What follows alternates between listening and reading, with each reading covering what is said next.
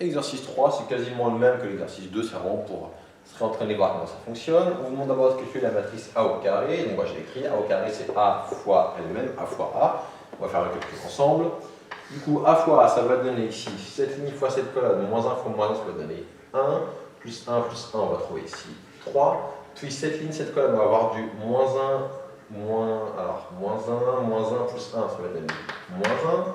Cette ligne, cette colonne, va avoir du moins 1 plus 1, moins 1, ça va donner du moins 1. À cet endroit-là, deuxième ligne, première colonne. Moins 1 plus 1, on va trouver moins 1. Deuxième ligne, deuxième colonne. 1 plus 1 plus 1, on va trouver 3. Cette ligne, cette colonne, donc 1, moins 1, on va trouver moins 1. Cette ligne, cette colonne.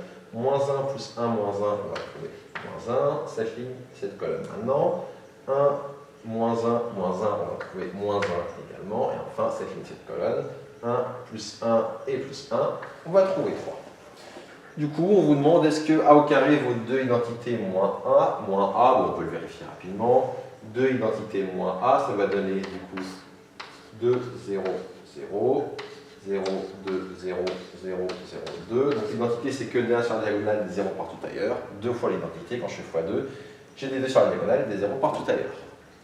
Moins A, ça va donner moins, ou bien si on veut faire plus, on va mettre des moins là-dedans partout. 1, moins 1, moins 1, 1, du coup je mets moins 1, 1, moins 1, moins 1, moins 1 et 1.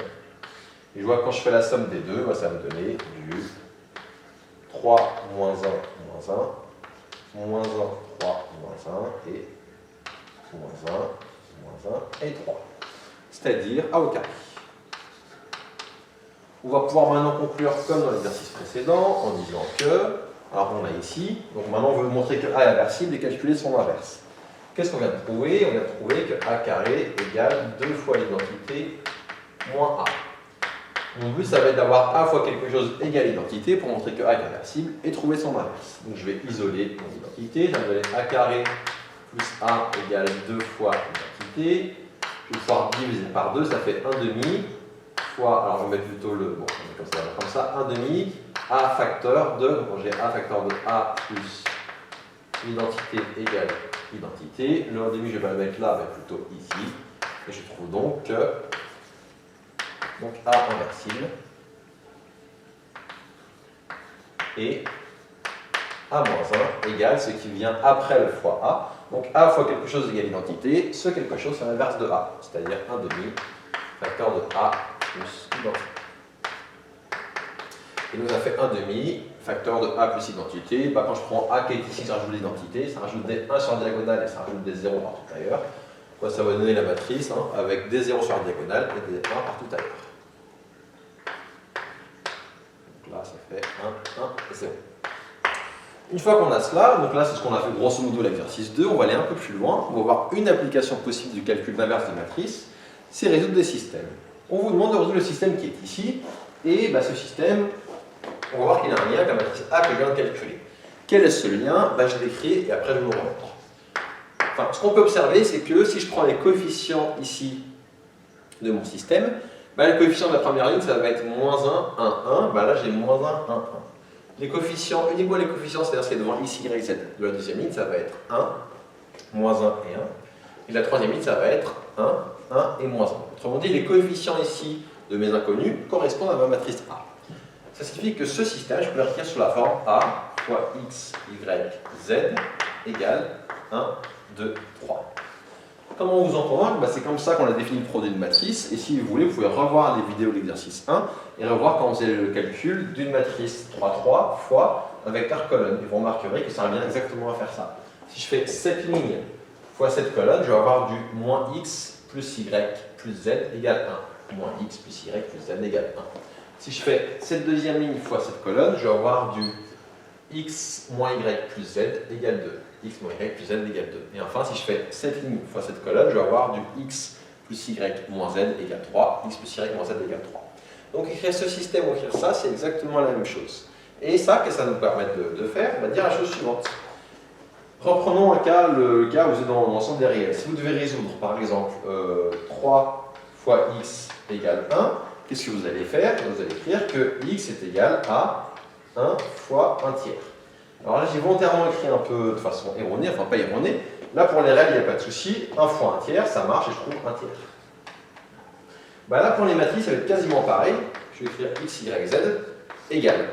Donc pourquoi j'ai mis 1 tiers? Parce qu'un tiers, c'est l'inverse de 3. Alors attention, il ne faut pas que j'écrive, par exemple, 1, 2, 3 divisé par a. Ça, c'est pas possible, parce que une notation divisée par a pour les matrices, elle n'existe pas. Donc, première chose qu'il ne faut surtout pas écrire. Donc là, l'inverse de a, comment il s'appelle? Bon, on l'a vu, il s'appelle a-1. Autre chose, attention, si j'écris 1, 2, 3 fois a-1, pareil, ça je ne peux pas l'écrire, parce que ça n'existe pas non plus pour le coup. C'est pas dans le bon sens. Pourquoi? Faites attention, en fait, là, ici j'ai mis le 1 tiers à droite, j'ai le droit parce que pour les réels, 1 fois 1 tiers fois 1, c'est pareil. Pour les matrices, je n'ai pas le droit, il faut que je les fasse bien attention. Et là, je vais faire la bonne chose. Donc là, ce qu'on va faire, c'est a-1 fois 1, 2, 3. Je vous explique tout de suite pourquoi, bien évidemment. Pourquoi la -1, il faut le mettre à gauche? Parce qu'en fait, ici, pour me débarrasser du a, il faut que je multiplie par a-1 à gauche, parce que a-1 fois a, ça va donner l'identité, et l'identité fois x, y, z, ça fait x, y, z. Et comme j'ai multiplié par a-1 à gauche dans l'ombre de gauche, il faut également que je multiplie par a-1 à gauche dans l'ombre de droite. D'où a-1 fois 1, 2, 3. Maintenant, je vais calculer ça. Et quand je vais calculer, ça va me donner, il faut l'écrire, a-1, elle est là-bas. Ça va donner 1 demi, facteur de 0, 1, 1, 1, 0, 1 et 1, 1, 0 fois 1, 2, 3. Ça va donner du 1 demi, facteur de première ligne, première colonne. Je vais avoir 0 fois 1, ça fait 1, 1 fois 2, ça fait 2, 1 fois 3, ça fait 3. Donc 0 plus 2 plus 3, je trouve ici 5. Deuxième ligne, première colonne, on va avoir du 1, 0, 3, ça fait 4.